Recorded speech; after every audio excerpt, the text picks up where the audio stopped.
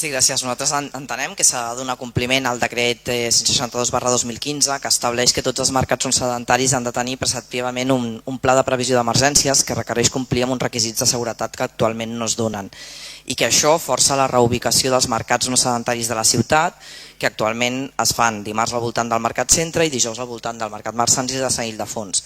Entenem també que la reordenació i el canvi d'ubicació no és fàcil, no ha estat fàcil i que no tots els paradistes poden estar d'acord amb la proposta.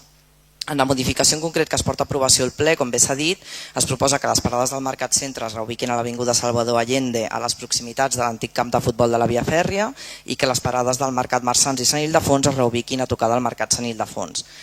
En el cas del mercat del dimarts, tot i que l'equip de govern ha treballat en diferents propostes perquè la majoria de paradistes hi estiguin d'acord, no tenim clar que les ubicacions de les parades més properes a l'actual pàrquing, vull dir, ja entenem que s'ha reordenat i que s'han fet canvis, siguin les més adients. I per una altra banda, unificar totes les parades de Marsans amb les de Sant Ildefons en aquest espai últim fa que l'activitat del mercat Marsans, ja precària de per si, encara es pugui veure molt més perjudicada.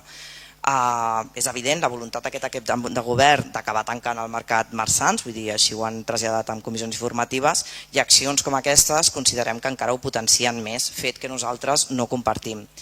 Considerem que potser s'hauria pogut buscar un espai, com per exemple Plaça Catalunya per les parades properes al mercat Marsans, tot i que no està directament allà, i entenem la complexitat de buscar un espai adient i així no perjudicar el comerç de barri ja precari de per si. Per aquests motius el nostre vot serà en contra. Gràcies.